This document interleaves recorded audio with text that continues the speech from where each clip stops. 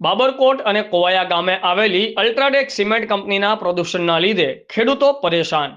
બાબરકોટ અને કોવાયા ગામે આવેલી અલ્ટ્રાટેક સિમેન્ટ કંપની માઇનિંગ લીઝમાં ખૂબ મોટા પ્રમાણમાં પ્રદૂષણ કરવામાં આવી રહ્યું છે। આ અલ્ટ્રાટેક સિમેન્ટ કંપની દ્વારા કરવામાં આવતું પ્રદૂષણના લીધે બાજુમાં આવેલ ખેડૂતના ખેતરમાં ઉભેલા પાકો બળીને ખાક થઈ ગયા છે। આ કંપની દ્વારા રાતના સમયમાં ખૂબ મોટા પ્રમાણમાં માઇનિંગ લીઝમાંથી ધૂળ ઉડાવવામાં આવે છે। આ કંપનીના વાહનો રાત્રિ દરમિયાન ખૂબ મોટા પ્રમાણમાં અવાજ આવતાને કારણે ગામના લોકો ઘરની બહાર પણ સૂઈ શકતા નથી। આ અલ્ટ્રાટેક સિમેન્ટ કંપનીના પ્રદૂષણના લીધે ગામમાં ખૂબ મોટા પાયે ગંભીર બીમારીઓ થઈ રહી છે અને જોવા પણ મળી રહી છે, જેવી કે ટીબી, કેન્સર, શ્વાસની બીમારી જેવી અનેક નાની મોટી બીમારીઓ જોવા મળી રહી છે।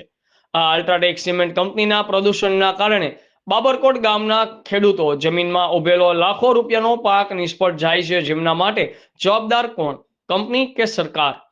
અલ્ટ્રાટેક સિમેન્ટ કંપનીના પ્રદૂષણના કારણે બાબરકોટના ખેડૂતોની જમીન બિનફળદ્રુપ બની ગઈ છે, જેના માટે પણ જવાબદાર કોણ?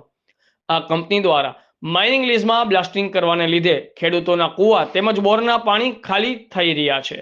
બાબરકોટ ગામના ખેડૂતોએ સરકારી અધિકારીઓને અનેકવાર રજૂઆત કરવા છતાં આ દિન સુધી કોઈ પણ પ્રકારની તપાસ કરવામાં આવી નથી।